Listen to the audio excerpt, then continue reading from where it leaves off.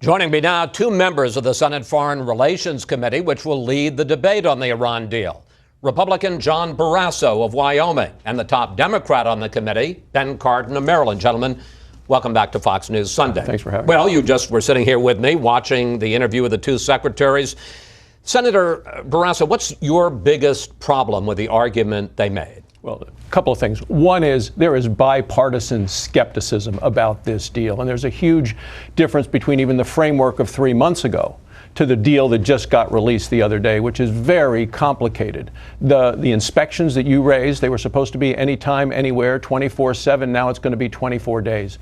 And this late-minute concession, because I think this administration was so desperate to get any deal signed, the concession that we would now allow Russia to sell to Iran ballistic missiles that could hit in the neighborhood, but also with the strength to hit to the United States, I think was an absolute mistake and a concession and almost a surrender by the president to get any deal signed. That's my concern. Senator Cardin, did Kerry and Moniz persuade you, or do you still have questions? Well, fortunately, Congress has 60 days in order to review the agreement. We're going to take that time in order to understand it and ask our questions and get our answers. Bottom line is whether this agreement prevents Iran from becoming a nuclear weapon power. The inspection enforcement regime is a very important part of it. We want to understand it better. The question will be whether this is effective enough to prevent. Does the 24-day, which Secretary Moniz said, look, they can't hide anything in 24 days. Are you satisfied with that? Well, we want to look at the covert opportunities. We understand that we cannot trust Iran. We know that there are many ways that they can get a nuclear weapon. One is through covert activities in a military facility. What does the 24-day delay mean? And that's going to be questions that we will be asking, and we'll be having hearings starting this week, and that's going to be one of the primary areas of our interest. Senator Cardin, I think it's fair to say that as the top Democrat on the Senate Foreign Relations Committee, the White House is counting on you to support the deal. Are you, honestly, are you a sure yes vote for this deal? I'm going to use the review period to understand it. My obligations are to the people of this country, people I represent in Maryland, the people in this country.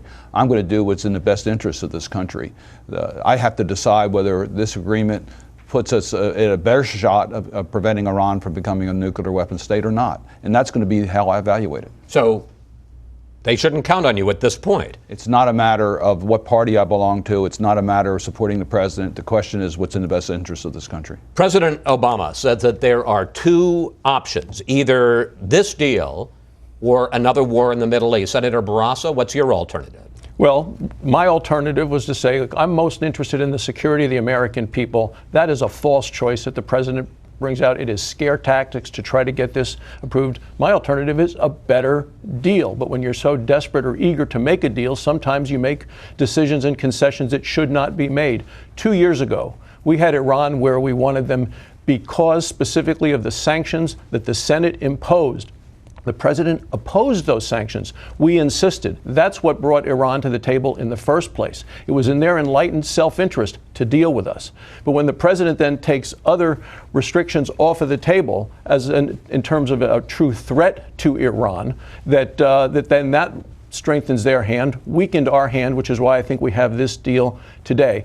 My answer is a better deal.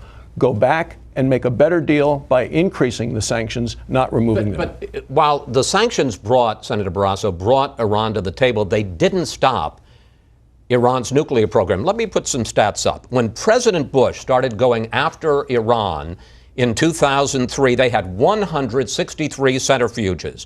After all the sanctions, when President Obama began these negotiations in 2013, Iran had 19,000 centrifuges. Sanctions weren't working. They were not stopping Iran's nuclear program.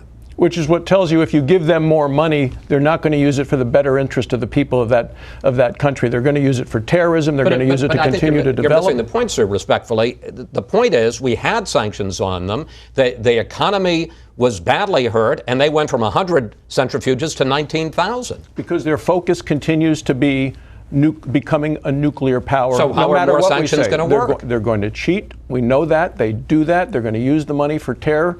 We need to continue. And I want to hold the president to what he was at 2 years ago, which when he said, we are going to prevent them from getting a nuclear weapon, He has now moved the goalpost. All he wants to do is manage it. They will get a nuclear weapon. They will be a nuclear power as well as an industrial and a military power. I want to bring you in a moment, Senator Cardin, but I want you to say, let's go back and let's negotiate a new deal. How do you answer the president's argument?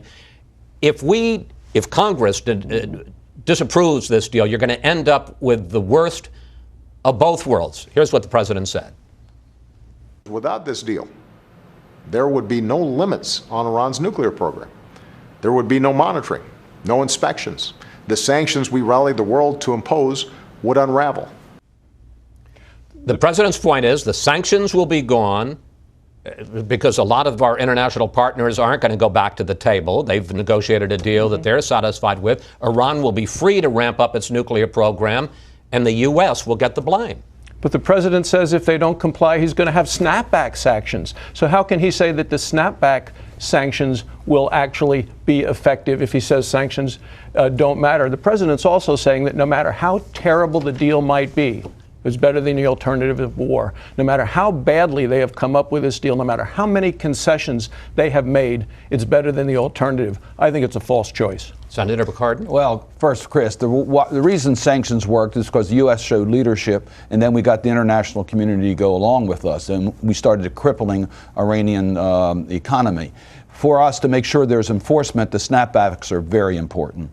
We have to be able to snap back those international sanctions. And one of the questions we're going to be asking is if there is a breach, how that breach will in fact work to make sure that the international community is again united. And quite frankly, there's a provision in this that is pretty strong, that the United States unilaterally can go to the United Nations and get the sanctions back on. We're going to take a look at it, though, because we are concerned whether we can put back the regime or not. I want to bring up one last question with you, Senator Cardin, and that is that the United Nations will consider a resolution this week on whether or not to approve the Iran deal. You, as the top Democrat on Senate Foreign Relations and the chairman, Senator Corker, have sent a letter to the president saying that Congress should go first before the UN, given the fact that even if the UN approves the deal, there's a 60 to 90-day delay, and you're going to have to decide yes or no in 60 days.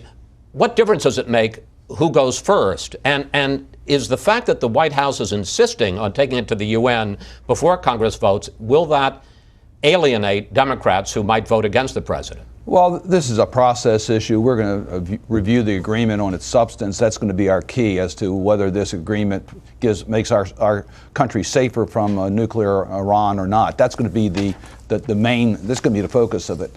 However, I don't know why they're going to the United Nations. I think they should have gone to the United Nations after the 60-day review. They don't gain anything by doing it earlier. I think it is not consistent with the Iranian Review Act. So that's why I joined Senator Corker and urged the president to reconsider and wait till after the 60-day period. It doesn't take effect until 90 days after the UN acts, so there's nothing lost by waiting for the congressional review. Well, they're apparently not going to wait. They're going to do it. Is that how much trouble is that going to create for the administration on Capitol Hill?